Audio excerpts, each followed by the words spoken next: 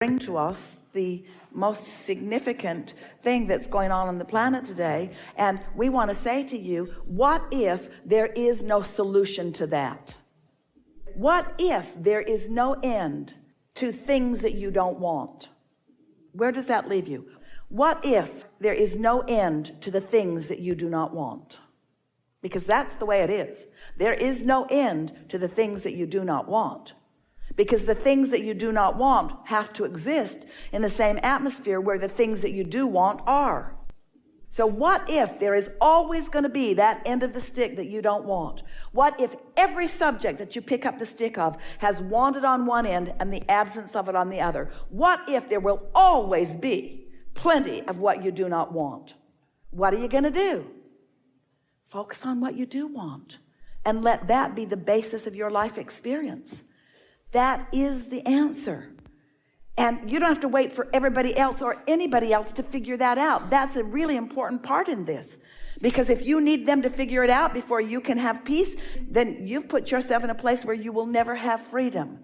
You've got yourself locked into the end of the stick where you can't win. I'll be happy when everyone else is happy. And I'll feel safe when there are no more terrorists on the planet. I'll feel good, you think you say, when everybody agrees with me and everyone wants to live just like I do. Stop asking somebody else, anybody else, to do anything different so that you can feel better.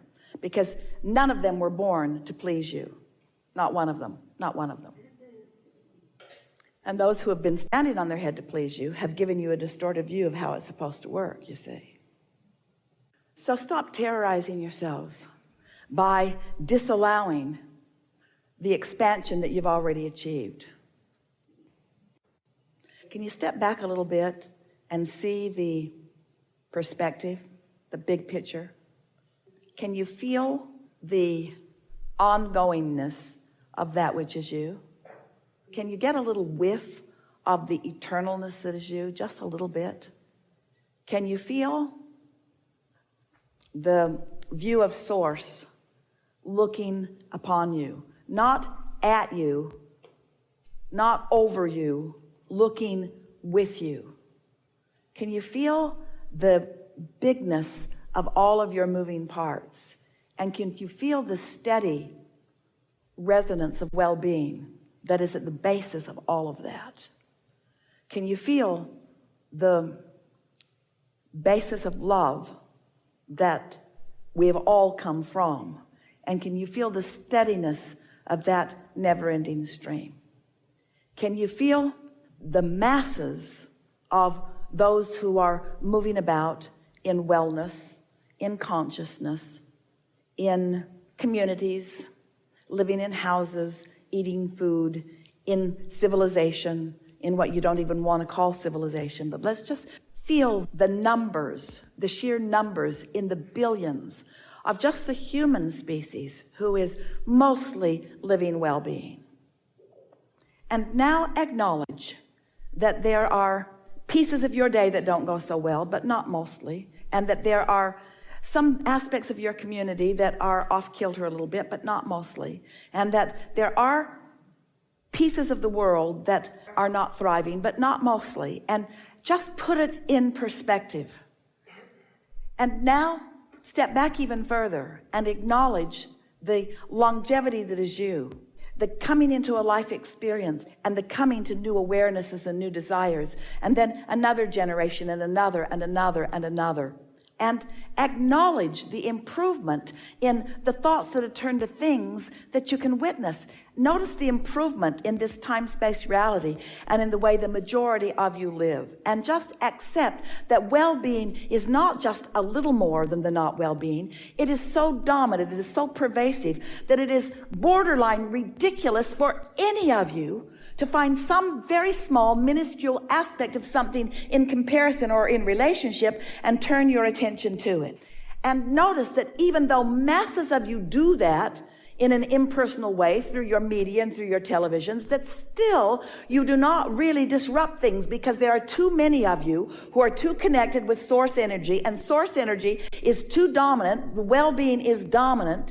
And so feel how unsettling and unnecessary and how really ridiculous it is to scrutinize your planet and find things to focus on, even in your own house or even in your own family or even in your own world, that you are using as your temporary right now excuse to cut yourself off from the receptive mode, which is the only thing that you ever want anyway.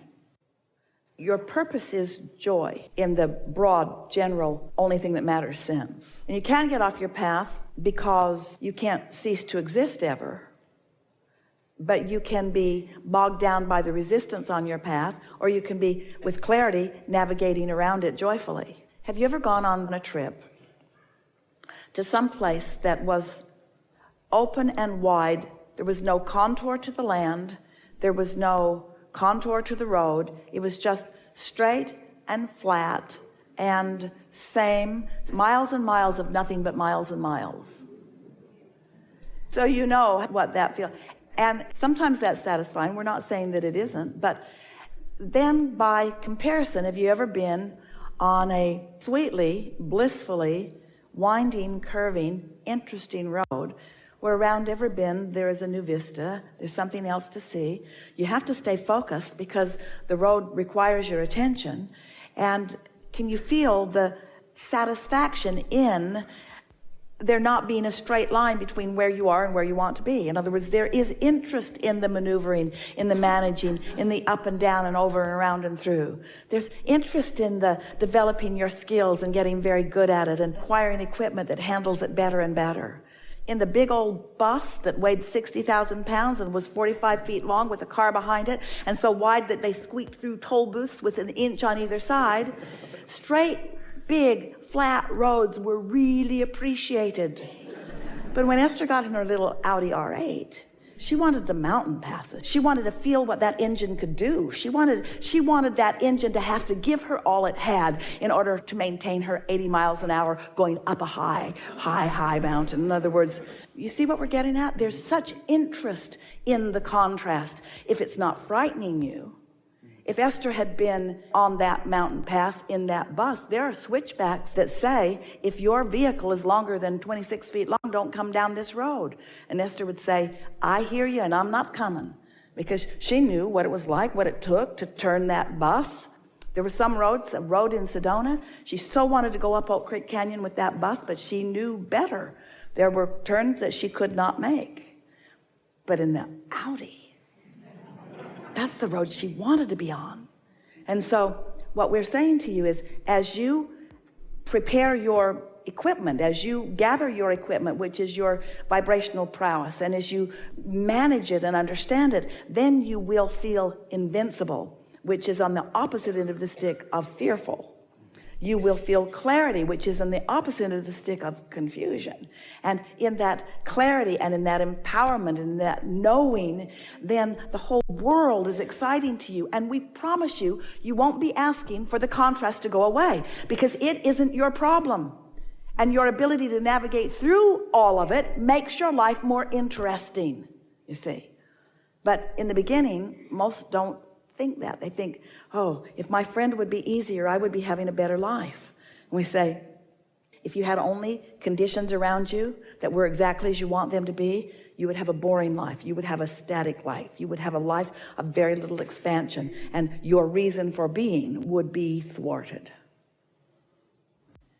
Every single thing that you want, whether it's a material object or a state of being or a pile of money or an experience or a circumstance or an event or a relationship, every single thing you want is because you believe that you would feel better in having it. And what we want to say to you is, you would feel better in having a relationship with your own inner being. You would feel better being in the receptive mode. Don't ask the conditions of the world to need to change in order for you to feel better. You've got to get out of that conditional mode, because you can't control the conditions. And what's really, really interesting about it is that most of the conditions are good anyway. It's trying to control the little piddly conditions that you can't control that's keeping you out of the receptive mode, and then making you feel unsettled or making you feel paranoid or making you feel terrorized, you see. For no reason whatsoever, other than a lack of discipline in the way you focus, or maybe a lack of understanding that it's a vibrational world. But you're past that. You have no lack of understanding that this is a vibrational world. You know that, we know that, we know that you know that, and you know that we know that you know that. In other words, you know that this is a vibrational world, and you know that you have guidance within you, and you know when you're focused in a productive way, and you know when you're focused in an unproductive way. You know your guidance system is alive and well within you, you see. And so if we were standing in your physical shoes, we would never again give anyone else the permission or the leeway or the latitude to be the reason that we don't feel good about anything.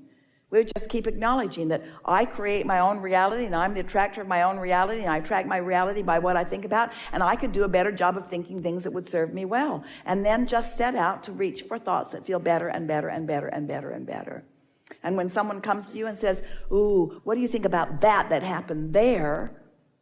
If we were standing in your physical shoes, we would say, I want to be a world citizen, and I want to get everything in perspective. And so I'm in the process of taking it all in. In other words, don't counter them. Don't push against them. Don't try to convince them that you're not thinking about that. Don't try to make them wrong for thinking about that. We're not trying to make you wrong for thinking about that. We're just wanting you to understand that every single time you focus in opposition to what's in your vortex, you will terrorize yourself a little bit. And there are some subjects that are bigger than others, like staying in your physical body, or like the people that you care about staying in their physical bodies. And we want you to understand that from your inner being's point of view, staying in your physical bodies is not of any value whatsoever, unless while you are in these physical bodies, you are tuned in to who you really are and what you're really wanting. This part that we were talking about between the vibration and the realization of an idea and the manifestation of it is much shorter today than ever before. And that is because the general basis of vibration has raised with more and more potential for satisfaction. It's only an unskilled vibrational navigator that wants it to slow down. Because the better you are at it, the more you will enjoy your involvement in it. The more skilled you are in your vibrational navigation, the more you thrill at the idea of it speeding up. And you see, it's a wonderful thing because, we've never said this before either. So you all, as a collective consciousness, are having these experiences, and those like you are deliberately raising your vibrations. And the new ones coming in are already at that high vibration. They are born into this environment at the highest vibration that any of you have ever accomplished. In other words, that's like the starting point. So as they meld in to this already higher vibration that you're all accomplishing, then there is less and less probability of them going to lower and slower vibrations, and since they're already there. And so that is the reason that the vibration of this time-space reality, it is rising, rising, rising, rising. It serves you in two ways. When you're in sync with it, it's delicious. And when you're not, you know it. So you become more willing to accept that good that feels good is good. And that's really what's happening planetarily. That's what this movement is all about. That's the value that this platform has added value to the world in this significant way. More and more people are willing to accept the value of feeling good. And that sounds odd to those like you, but there are a whole lot of people that still believe, not as many of them, that still believe that if it feels good, it probably isn't. And that I should not selfishly serve myself. I should always be in service of others. And so they miss the whole point. They don't get into alignment, so they don't have any batteries in their contraption, and they're working really hard to make their contraption do something, but their contraption won't do anything because it's not powered, because they haven't taken the time to get into the receptive mode. These are really good times. These are, in fact, the best of times. They're also the worst of times, depending on whether you're in alignment or not. Yes.